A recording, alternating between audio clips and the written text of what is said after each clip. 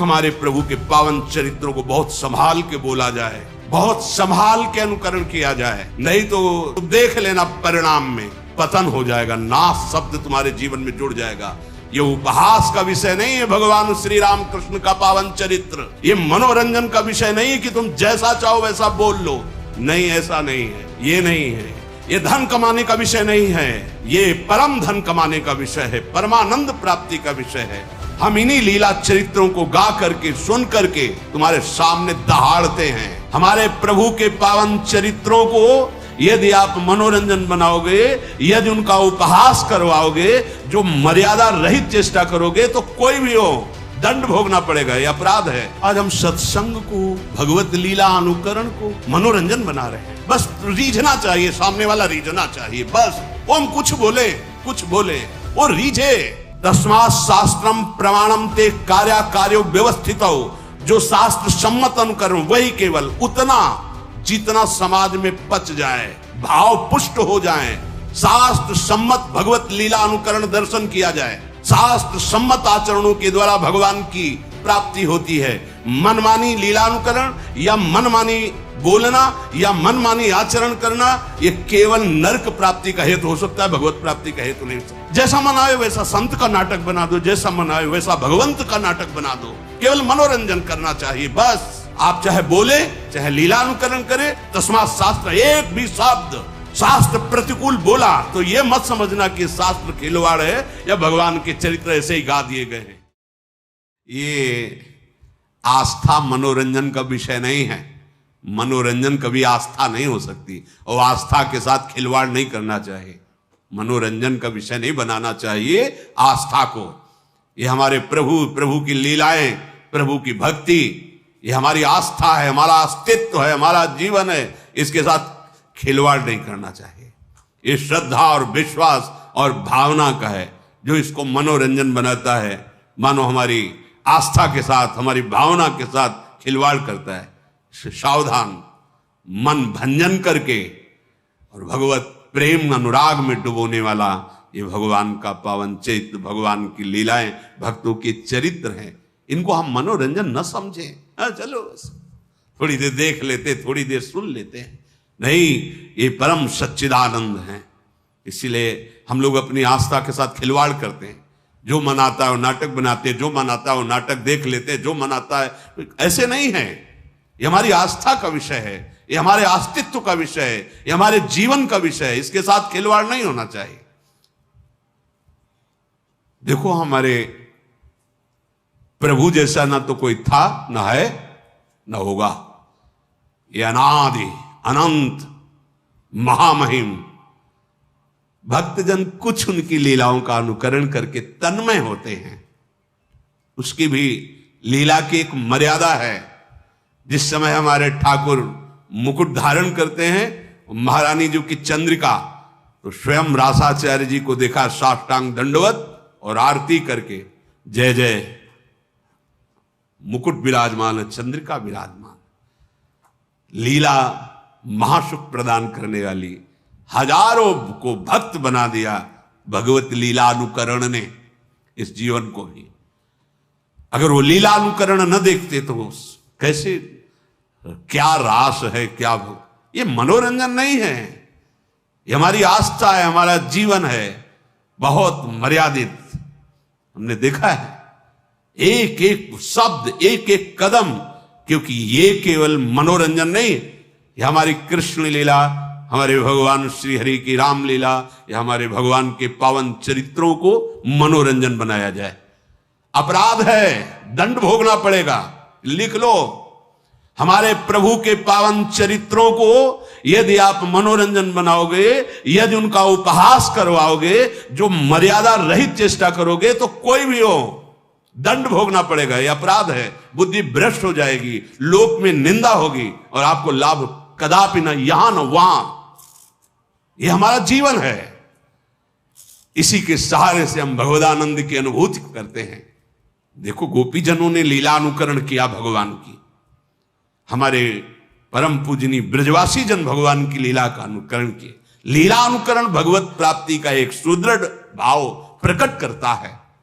हम भगवान के चरित्रों को सुन रहे हैं, या भगवान के लीला चरित्रों का अनुकरण देख रहे हैं, ये हमारी आस्था का विषय है, ये हमारे भगवदानंद की प्राप्ति कराने का सहयोग है। एक एक शब्द, एक एक चेष्टा वैसी तो कोई कर ही नहीं सकता, क्योंकि भगवान अनादि अनंत महामहिम। तो उनके कुछ वो पावन चरित्र जो नरलीला से संबंधित हैं, जिनको हम देखकर भाव में डूब जाए, जिनको हम देख करके राममय हो जाएं, कृष्णमय हो जाएं, ये लीलानुकरण की पद्धति महाप्रभु हरिवंश चंद्र जी ने रासमंडल में सर्वप्रथम लीला का प्रादुर्भाव किया, अनुकरण लीला का। मोर मुकुट और चंद्रिका विराजमान करके रास, बड़ा जो रासमंडल, यहीं से रास का प्रारंभ। पहले हर रास में गाया जाता था नमो नमो जय श्री हरिवंश। ये रास विलास प्रकाशित करने वाले आचार्य महापुरुष जन प्रगट है। तो जो सत्संग है, भगवान के चरित्र हैं, भगवान के गुण हैं, बोलने वालों में, दिखाने वाले और देखने वाले, तीनों को समझना चाहिए कि ये केवल मनोरंजन का विषय नहीं है, ये हमारे आराध्य देव का विषय है। ये हमारे प्राणों पर आघात होगा अगर शब्द बिगड़ गए तो, अगर लीला अनुकरण की मर्यादा बिगड़ गई तो। देखना, सुनना और बोलना तीनों सावधानी के साथ होने चाहिए, क्योंकि ये हमारा जीवन, हमारा प्राण है, और अगर ये बिगड़ गया तो संभालेगा कौन? फिर कौन संभालेगा? ये बड़े बड़े ब्रह्म ऋषियों ने जो समाधि में देखा वही लिखा, बड़े बड़े महापुरुषों ने जो इन समाधि भाषा का अनुभव किया, वो उसको मर्यादा से, कोई भी ऐसा अनुकरण, कोई भी ऐसा प्रवचन, कोई भी ऐसे शब्द नहीं सुनने चाहिए, नहीं देखने चाहिए, नहीं बोलने चाहिए। साक्षात परब्रह्म करुणा करके अपने भक्तों को सुख देने के लिए, अगर आपको लगता है कि इनका लीला चरित्र मनोरंजन है, तो फिर हमारा जीवन क्या है? हम इन्हीं लीला चरित्रों को गा करके, सुन करके तुम्हारे सामने दहाड़ते हैं। इन्हीं लीला चरित्रों को, इन्हीं लीला चरित्रों के बल से तुम्हें शांति और निष्पाप और महासुख की प्रतिज्ञा हृदय में करके कि तुम्हें सुखी बना देंगे, तुम्हें शांति प्रदान करेंगे, तुम्हें निष्पाप कर देंगे, इन्हीं लीला चरित्रों के बल पर। इन लीला चरित्रों को बहुत सावधानी से, तस्मात् शास्त्रम प्रमाणम ते कार्या कार्यो व्यवस्थित हो, जो शास्त्र सम्मत अनुकरण वही केवल उतना जितना समाज में पच जाए, भाव पुष्ट हो जाए, क्योंकि भगवान की लीला अनिर्वचनीय है। बड़े बड़े ब्रह्म ऋषि भी हार गए, और वो प्रार्थना बाद में यही किए कि हे हरि, जैसे आकाश में गरुण भी अपने बल से उड़ते हैं और मच्छर भी अपने बल से उड़ता है, पर पार कोई नहीं पाया, हे नाथ, ऐसे ही हम अपनी मति के अनुसार आपकी लीलाओं का गायन कर रहे हैं। जैसा मनाया वैसा छवि बना दिया, जैसा मनाया वैसा अनुकरण कर दिया, जैसा मनाया वैसा बोल दिया। नहीं नहीं नहीं, ये हमारा हृदय है, हमारा प्राण है, हमारा धर्म है, हमारा जीवन है, हमारा अस्तित्व है। यही होगा, कलयुग का प्रभाव यही है, हमारे अस्तित्व को मिटाने में। हमारे प्रभु का क्या, जिनको देख करके हमारा हृदय निष्पाप और रोने लगे, और जीवन अधर्म से हटकर धर्म की तरफ चले। ये मनोरंजन नहीं है, भगवान के पावन चरित्र। ये मन का नाश करके जो असत वृत्तियों से युक्त है, सतवृत्ति में लगा दिया गया। कौन ऐसा है जिसने हमारे भगवान के पावन चरित्र को सुन करके भगवत प्राप्ति न की हो? कोई एक उदाहरण, रत्नावती जी केवल भगवान की वार्ता सुनकर भगवत प्राप्त हो गई।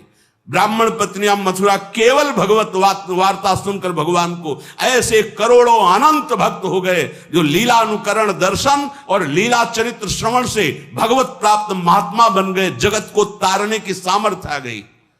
आज हमारी बुद्धि इसे मनोरंजन में ले रही। भगवान की लीला चरित्रों का अनुकरण, भगवान की लीला चरित्रों का गायन बहुत सावधानी से होना चाहिए, जिससे हमारी आस्था, हमारे आस्तिकता पर, हमारे हृदय आराध्य की कहीं भी उसमें चोट न पहुंचने पावे। अगर चोट पहुंचेगी तो विश्व में कोई ऐसा नहीं जो इस अपराध को पचा सके। तुम्हारा वैभव, तुम्हारी बुद्धिमत्ता, तुम्हारा बल, तुम्हारा प्रकाश सब नष्ट हो जाएगा। भगवान मनोरंजन की चीज नहीं है, भगवान कोई मनुष्य नहीं है, भगवान अपनी महिमा से अवतरित होते हैं, उतरते हैं, घटते हैं, फिर वो हमारे जैसे आकर ऐसी परम पावन लीला करते हैं जिसका गायन करके, अनुकरण करके, दर्शन करके हम भगवदानंद को प्राप्त हो जाए। हम नर से नारायण बनने की जो यात्रा है वो इनके चरित्र से, इनके नाम से, इनके गुणों से, इनकी मुस्कान के बल से पहुंचते हैं। लेकिन भगवान की उन्नति नहीं हुई, भगवान अवतरित हुए। अवतार का मतलब घटना। वो अपनी अनंत महिमा से अवतरित होते हैं नर रूप में और फिर उतनी लीला करते हैं जिसको गायन करके, श्रवण करके, चिंतन करके हम परम पद के अधिकारी बने। आज हम सत्संग को, भगवत लीला अनुकरण को मनोरंजन बना रहे हैं। बस रीझना चाहिए, सामने वाला रीझना चाहिए, बस वो हम कुछ बोले वो रीझे। नहीं, ये बात नहीं। ये अगर ये बात रहेगी तो फिर हम भगवत प्राप्ति के मार्ग में बहुत बड़ा अपराध कर रहे हैं। चाहे हम उपदेश कर रहे हो, चाहे हम लीला अनुकरण कर रहे हो, कुछ भी, ये बहुत बड़ा अपराध हो जाएगा यदि हम अपने प्रभु की मर्यादा और महिमा को मनोरंजन में उतार देंगे। नहीं, ये तो सुरक्षित रखा जाए। सबसे प्रार्थना है शास्त्र सम्मत भगवत चरित्र सुने जाए, शास्त्र सम्मत भगवत लीला अनुकरण दर्शन किया जाए। शास्त्र सम्मत आचरणों के द्वारा भगवान की प्राप्ति होती है। मनमानी लीलानुकरण या मनमानी बोलना या मनमानी आचरण करना यह केवल नरक प्राप्ति का हेतु हो सकता है, भगवत प्राप्ति का हेतु नहीं हो सकता। बहुत सावधानी के द्वारा हम अपने मन को सत्संग में लगाए, भगवत लीला दर्शन में लगाए, भगवत लीला चिंतन में लगाए, इसी में परम मंगल होगा। ऐसे करुणा निधान भगवान के जो चरणों का आश्रय, कैसे हम समझ पाएंगे कि हमारे वो भगवान है? जहां राम शब्द जुड़ा, कृष्ण शब्द जुड़ा, वहां हमारा जीवन जुड़ गया, हमारा प्राण जुड़ गया, हमारी गर्दन झुक गई। राम शब्द निकलते ही, कृष्ण शब्द निकलते ही अगर कोई बोलता है सामने से जय राधे, तो हमारी गर्दन झुक जाती है कि तुमने राधा बोला। उन हमारे प्रभु के पावन चरित्रों को बहुत संभाल के बोला जाए, बहुत संभाल के अनुकरण किया जाए, नहीं तो कोई पावर नहीं तुम्हें लगता है, लेकिन तुम देख लेना परिणाम में पतन हो जाएगा, नाश शब्द तुम्हारे जीवन में जुड़ जाएगा। यह उपहास का विषय नहीं है भगवान श्री राम कृष्ण का पावन चरित्र, यह मनोरंजन का विषय नहीं है कि तुम जैसा चाहो वैसा बोल लो। नहीं, ऐसा नहीं है, ये नहीं है। यह धन कमाने का विषय नहीं है, ये परम धन कमाने का विषय है, परमानंद प्राप्ति का विषय है। आज हम अपनी मर्यादा से विचलित होते चले जा रहे हैं। जैसा मन आए वैसा संत का नाटक बना दो, जैसा मन आए वैसा भगवंत का नाटक बना दो। केवल मनोरंजन करना चाहिए, बस। सत्य वस्तु को ऐसे मनोरंजन में नहीं प्रदर्शित किया जाता। जो मन आवे सो बोल दे। सामने जो ग्रंथ रखा है तुम्हें उसी को आधार बनाकर चलना है। अगर कृष्ण चरित्र है तो तस्मात् शास्त्रम प्रमाणम, रामचरित्र है तो तस्मात् शास्त्रम प्रमाणम। आप चाहे बोले चाहे लीलानुकरण करे, तस्मात् शास्त्र, एक भी शब्द शास्त्र प्रतिकूल बोला तो यह मत समझना कि शास्त्र खिलवाड़ है या भगवान के चरित्र ऐसे ही गा दिए गए हैं। तुम्हारे सामने जब दंड उपस्थित होगा तो तुम भोग नहीं पाओगे। हिरण्यकश्यप जैसे तुम नहीं हो कि ऐसी तपस्या करके त्रिभुवन विजेता बन गया, या रावण जैसे तुम नहीं हो, उनको भी धूल धूसरित कर दिया, वो पावन चरित्र है। इसलिए सावधान। भगवान का चरित्र देख करके, सुन करके हम अपने जीवन को भगवत में बनाते हैं। महापुरुषों ने बनाया है और आगे बनाते रहेंगे। हम इस चरित्र की गरिमा को रखें, हम अपनी आस्था को सुरक्षित रखें। जहां शास्त्र सम्मत वार्ता ना हो नहीं सुननी, जहां शास्त्र सम्मत लीला अनुकरण नहीं देखना। हमें हमारे प्रभु के प्रति भाव बढ़े, ऐसा सुनना है, ऐसा देखना है, ऐसा बोलना है। हम जीवन अर्पित करें अपने प्रभु पे। यह भारत भूमि है जिसको शास्त्रों में वर्णन किया गया कि अहो भाग्य, धन्य भाग जो भारत भूमि में जन्म लिया। और भारत भूमि में देखो राम अवतार, कृष्ण अवतार, कौन से ऐसे भगवान के महातीर्थ महामहिम नहीं जो भारत भूमि में ना हो। ये मनोरंजन का देश है। आज यही तो हो रहा है। हम अपने जीवन को केवल मनोरंजन में ही बनाते चले जा रहे हैं। अब उसके लिए चाहे हमको जो बोलना पड़े, जो दिखाना पड़े, जो करना पड़े।